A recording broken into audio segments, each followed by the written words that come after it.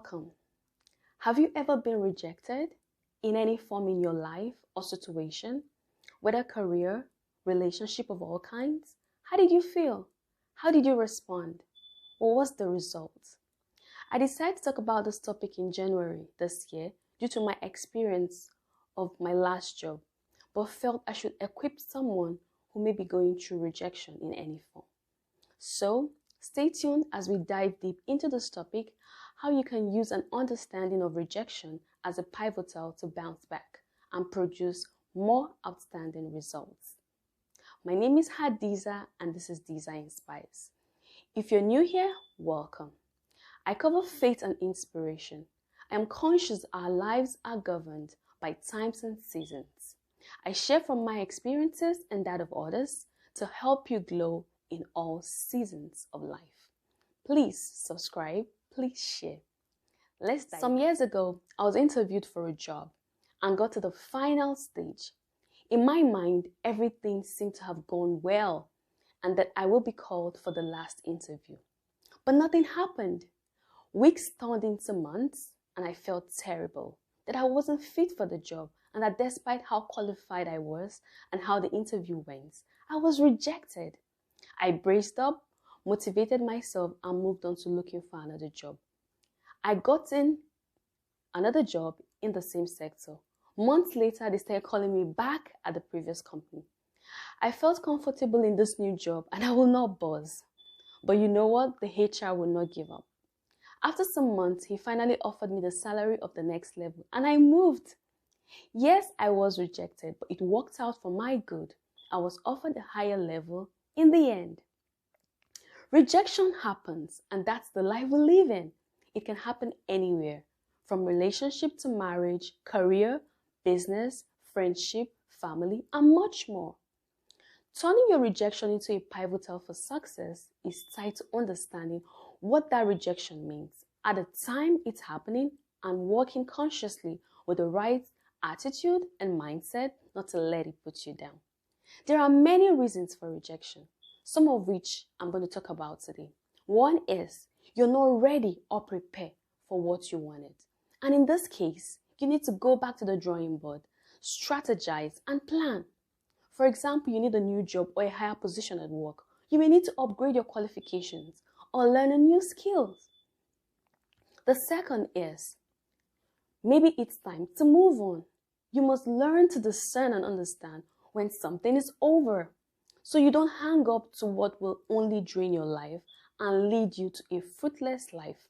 For example, someone trying so hard to stay in a relationship with someone when it's over. The third is you're not meant for the party, friendship, office, or who rejected you in the first place. You need to discern and understand who you are meant for. That's why I always say, never feel bad when you don't fit into anything. Friendship, groups, relationship, or company. Instead, pray that God orders your step to the relevant association that are ordained to work with you in your journey in fulfilling God's purpose for your life. And the last one is your personality, gifts, wisdom, knowledge, ability, presence can threaten and lead to rejection. This happens a lot, where you threaten people's position in an office, in a place, a family, or a group. This is natural to life and we must adapt. Growing through rejection myself has helped me and equipped me to be a better version of myself. In one instance, this superior was a very wonderful and charming person generally, but she will never teach me anything. I was so young and working for the first time, so I didn't understand how to handle it. One day, I was stuck at what I was doing and decided to chat someone I didn't know at another location. The person responded instantly with all the solutions I needed. Immediately, I found the solution and I learned to seek knowledge confidently myself anywhere I find myself. This experience made me very good at my next job. At this job, I dissected all the company's intranet, learning all I could. I wanted to have every customer's answers on my fingertip. Rejection is painful, but sometimes it is necessary. It opens our eyes to what needs to be done. So, to transform a traumatic rejection into a positive experience, you must sincerely ask yourself, where do I fit among all those reasons for rejection I mentioned? And prayerfully ask God what is next. There you will find clarity and strength for the next phase.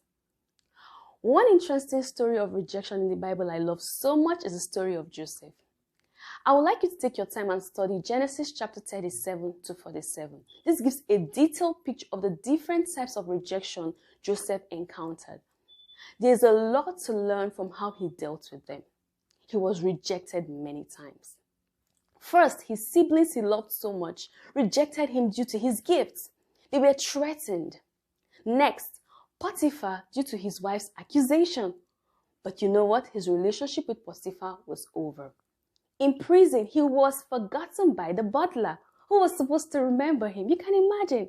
But you know what? In due season, he was remembered and was brought out of prison to glory. What is clear from this study of Joseph and how he dealt with rejection is he had a good heart, had a relationship with God, and a fear of God. I know you have plans all set out. Don't let any form of rejection along the way hold you back. They may come for sure, but understand what it means, what you need to learn, and what God is saying. Then step on that rejection as a pivotal and launch to your next level of success. If you have gone through any form of rejection and have some strategies for dealing with it, kindly share them at the comment section. Someone may be reading and learn a lot. Remember, challenges will always pass, but you will remain. So, keep glowing in all seasons of life.